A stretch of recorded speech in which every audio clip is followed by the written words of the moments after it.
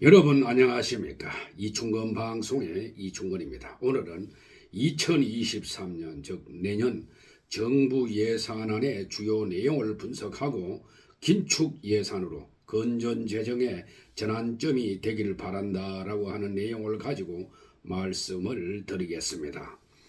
방송에 앞서 동영상 아래 붉은색의 구독을 눌러주시면 방송 제작에 큰 힘이 됩니다. 윤석열 정부 출범 후 처음으로 편성된 2023년 예산이 올해보다 5.2% 증가한 639조 원 규모로 편성되었습니다. 이는 전년도 본예산 대비 6년 만에 가장 낮은 증가율입니다. 문재인 정부 5년간 이어오던 확장 재정 기조로 급격히 불어난 국가 채무를 줄이고 건전 재정으로 전환하려는 의지가 반영되었습니다. 그런 측면에서 저는 긍정적인 측면이 강하다고 생각을 합니다.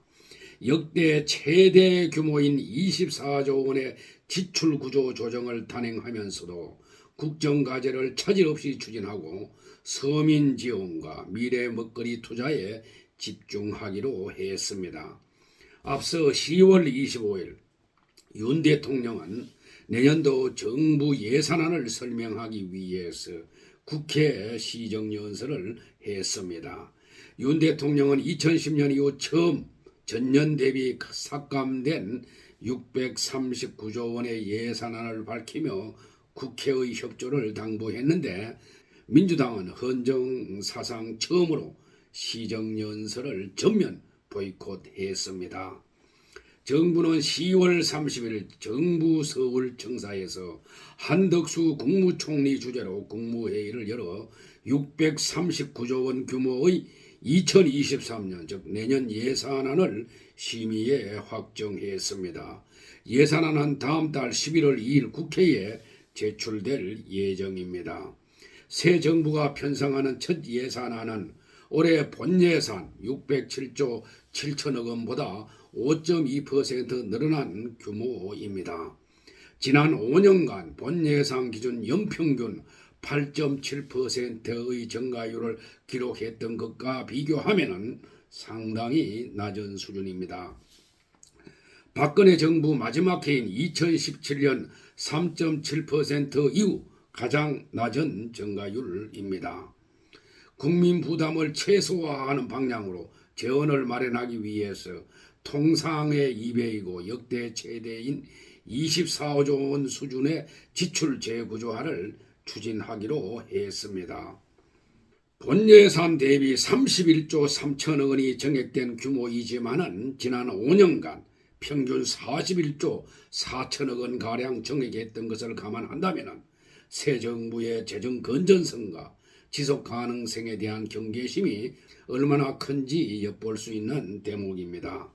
특히 올해 총지출 대비로는 오히려 6% 감액 편성한 것으로 정부의 예산안이 전년도 총지출보다 줄어든 것은 글로벌 금융위기 여파가 있었던 2010년 이후 13년 만에 처음입니다.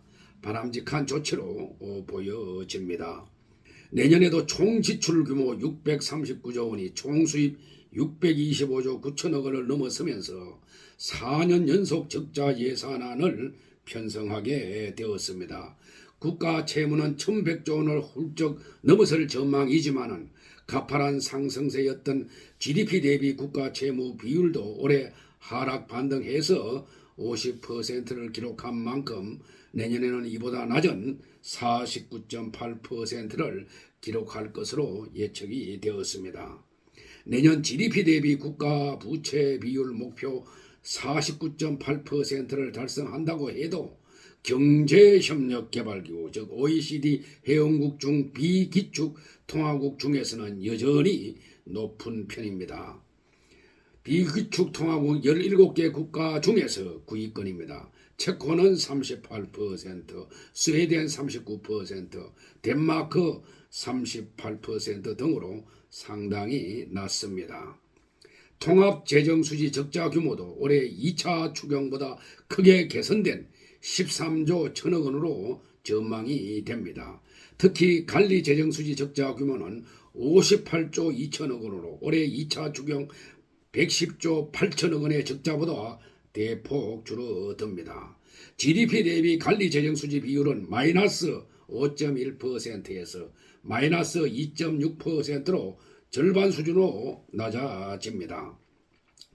정부는 임기 동안 건전 재정 기조를 유지하기 위해서 재정 준칙 법제화로 관리 재정 수지 적자 비율을 3% 이내로 엄격하게 관리할 방침입니다. 2026년까지 관리 재정 수지 적자 비율은 2% 중반대, 국가 채무 비율은 50% 중반 이내로 관리하기로 했습니다. 다만 본예산 639조 원은 올해 본예산보다 여전히 31조 원이 더 많습니다. 추경 72조 원을 더한 총 지출보다 적다고 해서 과연 허리띠를 졸라맸다라고 할 수 있는지는 의문시 됩니다. 올해 본예산 대비 31조 3천억 원이 정액되었지만 지방교부금과 교육재정교부금으로 22조 5천억 원 상당을 지방정부에 내려주어야 합니다. 이렇게 되면 실제 정부가 가용할 수 있는 정액 재원은 9조 원 수준입니다. 정부는 총지출이 늘어나는 것을 최대한 억제하면서도 가용한 재원을 최대한 마련하기 위해서 역대 어느 정부보다 강도 높은 지출 재구조화를 단행했습니다. 예산안을 편성할 때 통상 재량지출 중심으로 10조 안팎을 구조 조정하는데 이번에는 이를 훨씬 뛰어넘는 24조 원 수준입니다. 정부가 직접 주도하는 일자리와 창업 지원 사업을 민간 중심으로 전환하고 산업 디지털 인프라 지원 사업도 민간 주도로 개편하기로 했습니다. 올해 34조 원가량 투입했던 한국판 뉴딜 사업은 대대적으로 손을 보고 7천억 가량 편성했던 지역사랑 상품권 중앙정부 지원 예산도 전액 삭감을 했습니다. 재정이 투입되는 246개 행정위원회 중 성과가 미흡한 81개는 통폐합하기로 했습니다.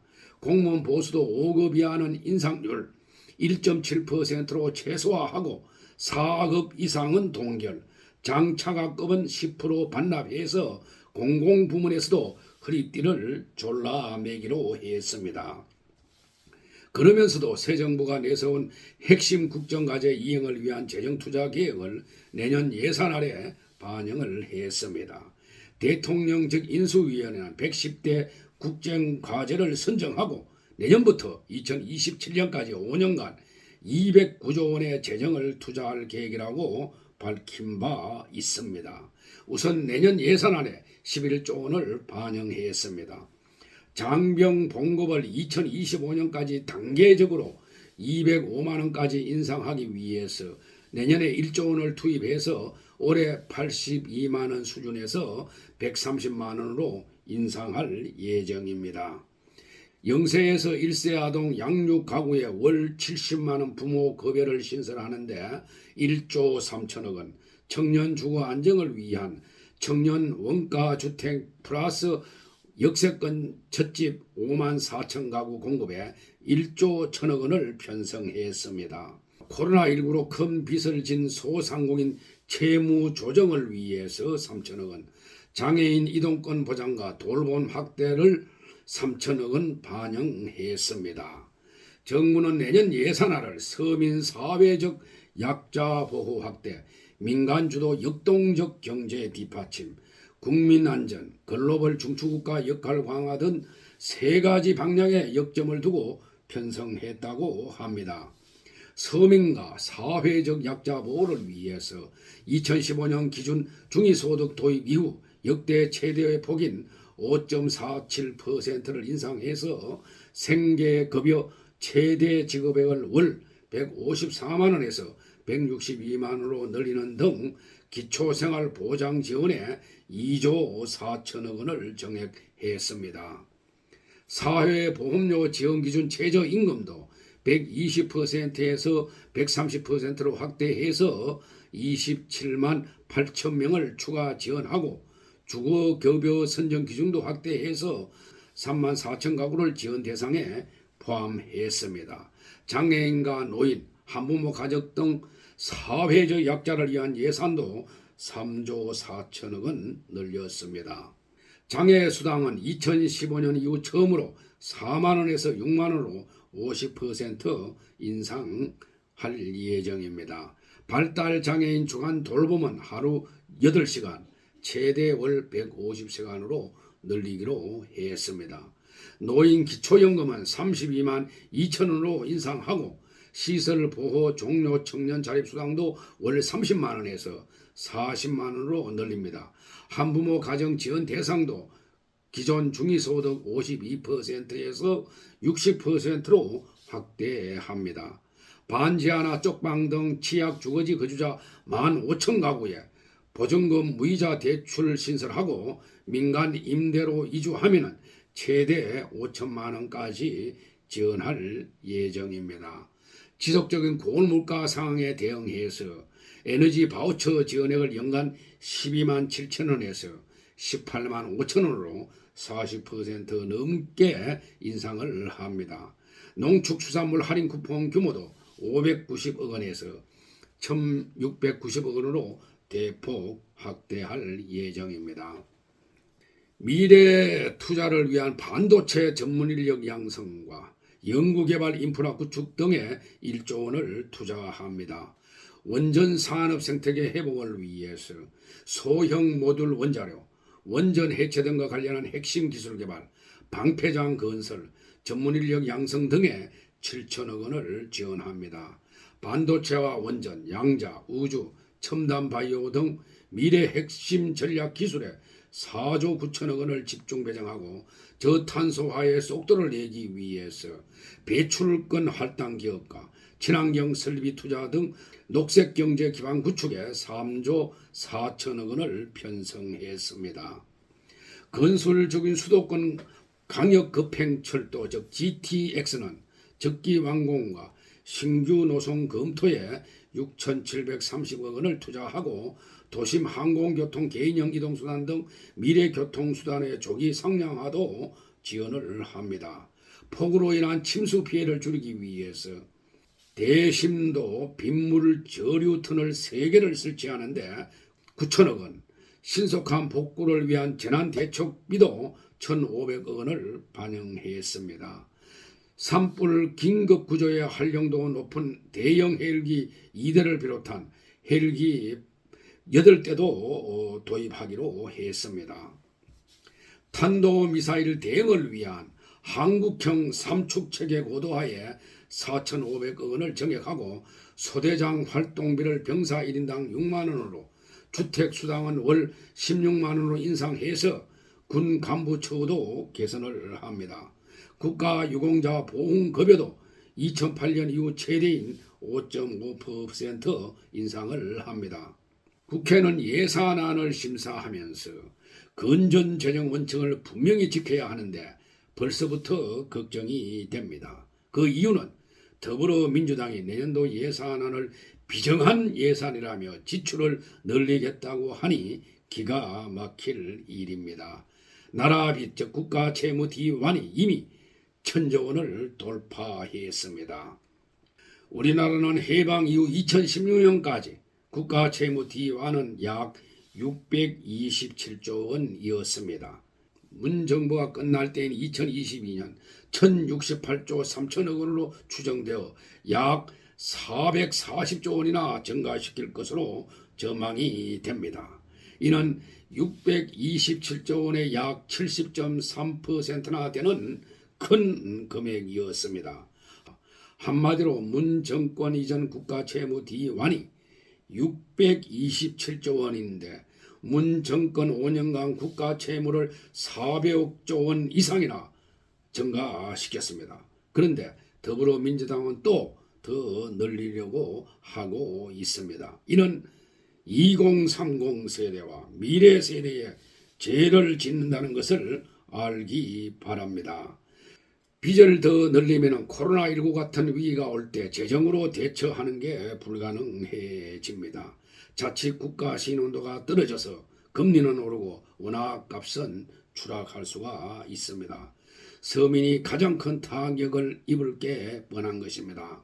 국회는 건전재정이야말로 서민 삶의 방파제라는 것을 인식해야 할 것입니다. 차제에 재정 적자를 GDP의 일정 비율 이하로 억제하는 재정 준칙도 입법화해야 할 것입니다. 그게 국회의 책무이자 의무라고 생각을 합니다. 이번 윤 정부의 예산안 편성 기본 방향이 재정의 지속 가능성 확보와 우리 경제의 대외 신인도 제고 및 미래 세대를 위한 책임 있는 재정 운영을 위해서 재정 기조를 건전 재정으로 전환하겠다고 한 것은 바람직합니다. 한마디로 건전 재정성을 강조한 것은 바람직하다고 생각이 됩니다. 오늘 방송은 여기서 마치겠습니다. 제 방송을 끝까지 시청해 주신 여러분들께 감사의 말씀을 드립니다.